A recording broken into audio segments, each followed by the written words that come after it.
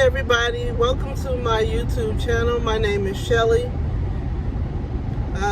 If this is your first time here, thank you for joining me. Please like and subscribe and hit the bell notification so that you can get access to videos when I post them. I appreciate you joining me today. Listen, today I want to talk about mental health for us older folk, us Gen Xers. Mental health shows up in a variety of ways, but what I wanted to talk about really was the decline in focus and the ability to complete projects. So here's the thing. All my life, I've always been a person that was kind of all over the place. I'd start one thing, wouldn't finish it, start something else, wouldn't finish it. And I just kind of went through life that way. And so I think going through life that way is the reason that I've ended up in my 50s in financial trouble, in an unsatisfactory, unfulfilling job, just trying many different things, not sticking with one thing. So I think I've carried that my entire life. And I just started to realize that about a year or so ago, that wow, you haven't been a person that focuses on a lot of things.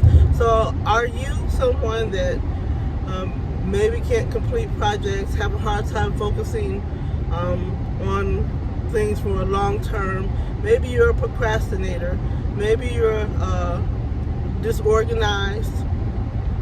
Your life is chaotic. Excuse me. That's the kind of the person I am. So I started to think, if I wanted to improve my life going forward, I need to figure out how to rectify these issues.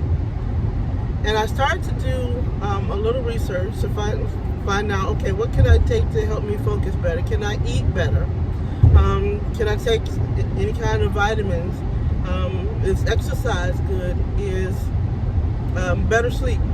What are the things that I can do to help improve my memory, improve my focus, and stop procrastination? And I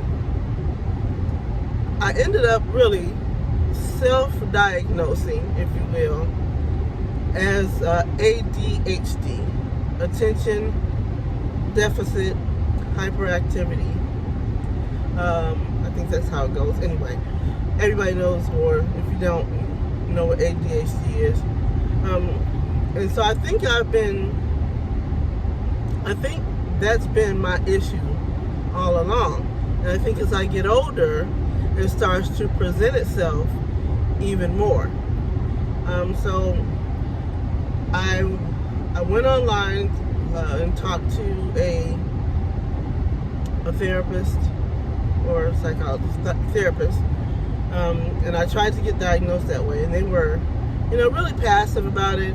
Oh, maybe you need to get a little sleep. They never said that's what you had. They said, oh, it's a possibility, but that person wasn't very helpful. They gave me some suggestions, which, okay, those suggestions would have worked if I would have stuck to them, or if I had the ability to stick to them, but I don't. So I'm just trying to be real with myself. Like, okay, you don't have the ability to be focused for long periods of time. I don't care what you're doing. And I think that's really all of us now, especially with the age of technology. We're even less focused now than we ever were before.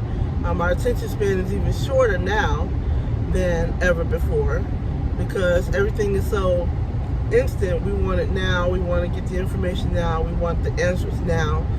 So you have a hard time focusing on things for long periods of time.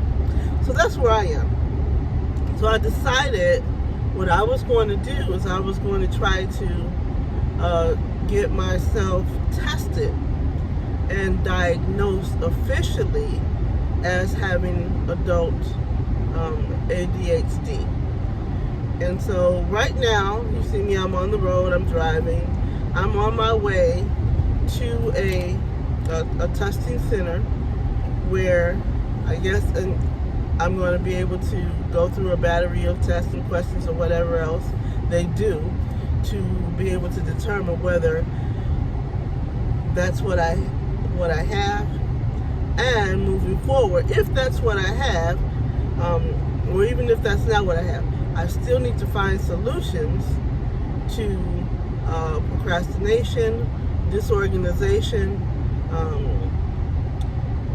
mental fogginess, also just feeling drained and tired all the time. So I think this is going to help me in my journey to improve my life as I get older.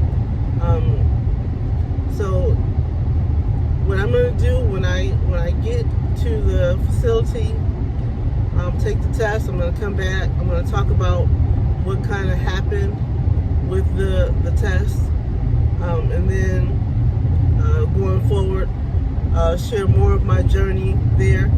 So if you're somebody that's been through this, or you're going through this, or you're thinking maybe this is something that's happening with me, if you're that person, let's talk about it below. Let's share some information. Let's encourage each other, because these are things that typically people don't talk about. And I'm going to tell you, I was reluctant to talk about anything personal with me because I'm a very private person, and we don't want to feel ashamed of the things that we've experienced.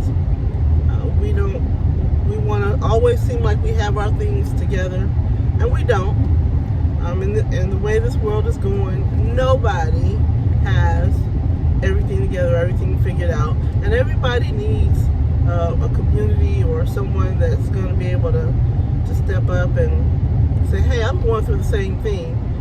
What did you do? And not feel ashamed that you're experiencing these mental issues or mental health issues.